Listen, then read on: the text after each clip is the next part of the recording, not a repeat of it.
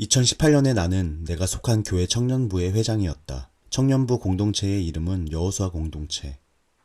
여호수아 공동체에서는 매년 첫째 주 예배 때 말씀 뽑기를 하는 순서가 있다.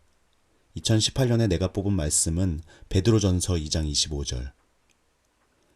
회장을 하기 전 나는 잘못된 이성 개념, 다듬어지지 않은 기질과 성격을 가지고 있었고, 불안 속에 스스로 계획해 놓은 삶은 마치 길을 잃은 양과 같이 이리저리 헤매는 중이었다.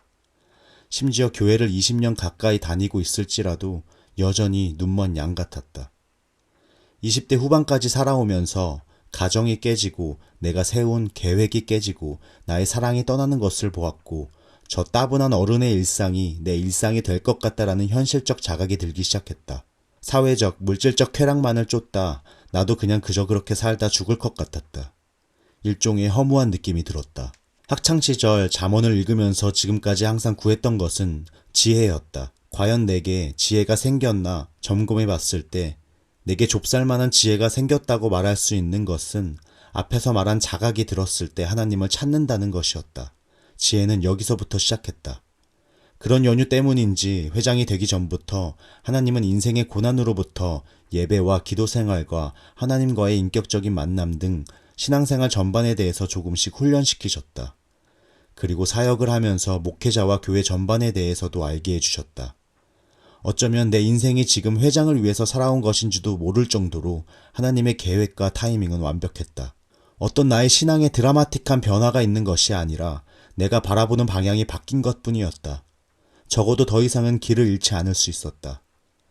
회장 임기가 끝나고 2019년 맞이한 올해, 그러니까 작년, 이번 말씀은 좀 실망이었다. 왜냐하면 너무나 흔하게 듣는 말씀이었기 때문이다. 하지만 2018년 말씀과 비교해 봤을 때 2019년 말씀은 그 연장선상에 있었다. 말 그대로였다. 길을 잃은 처지에서 이제는 목자에게 돌아왔고 그 목자로 인하여 나는 부족함이 없었다.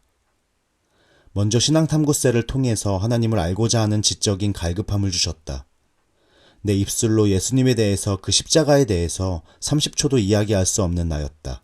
자기소개서를 쓸 때 특별히 생각나는 게 교회 생활일 정도로 오래 열심히 다녔지만 정작 열심을 내어서 예수님을 알려고 노력한 적은 없었다.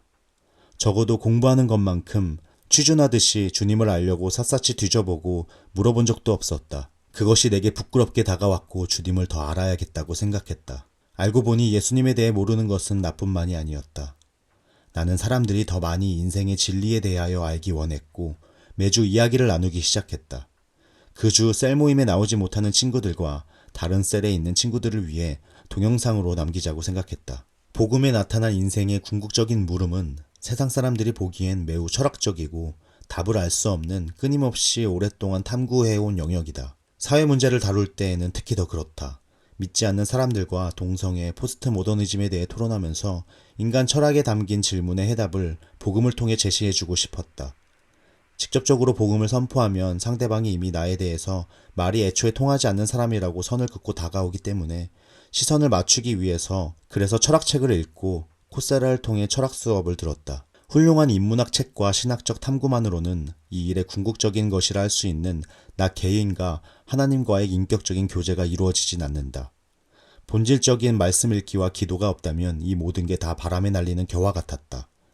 그래서 성경을 하루에 분량을 정해두고 읽기 시작했다.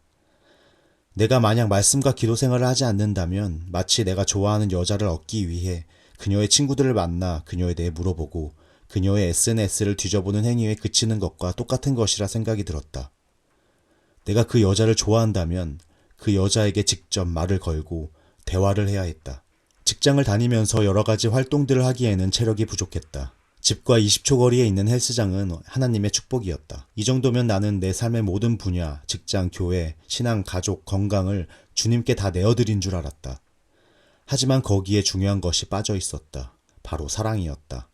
나는 가진 것이 없다고 생각하면서도 오로지 나의 사랑하는 감정만은 내 것이라고 생각했다. 그것은 오로지 나의 것이어야만 했다. 내 자의로 내가 선택할 수 있었다. 그랬다. 하나님은 배제하고 내 것이라고 생각한 건 하나도 옳은 것이 없었다. 다 실패하고 깨지고 망가졌다. 어쩌면 하나님의 것과 나의 것을 구분짓는 태도가 깨지는 순간이었다. 하나님이 주관하시는 것은 승리와 기쁨이 가득했으며 내가 주관하는 것은 패배와 좌절만이 가득했다. 연초에 받았던 말씀처럼 내가 부족함이 없으려면 나의 모든 분야의 것들을 목자에게 오픈하고 인정하는 순간이 필요했던 것이다. 특별 새벽기도 기간에 다시 한번 새벽기도에 발을 붙였다. 비록 가서 잠드는 것이 태반이지만 하루의 시작을 하나님과 함께한다는 마음으로 그 기도의 시간에 부어지는 신선한 능력을 기대함으로 나갔다. 몸이 아프고 피곤해서 최근에는 잘 못 나가고 있지만 습관을 계속해서 들이는 중이다. 그리고 최근에는 20대 버킷리스트였던 피아노도 배우기 시작했다. 하나님과 동행하는 삶, 하나님이 나의 인생을 주관하신다는 확신, 역사를 주관하시는 하나님의 놀라운 계획 안에 내가 속해 있다는 그 기쁨.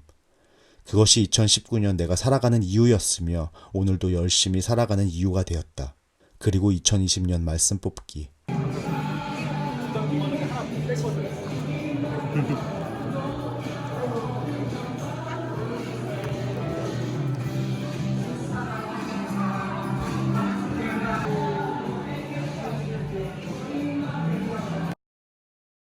살아갈 이유가 없어 죽는 사람도 있는데 자신의 가치를 알아봐주는 사람이 있다면 평생 자기의 삶을 바치기도 하는데 살아갈 이유와 목적을 아는 인생은 그 자체만으로 얼마나 행복한가.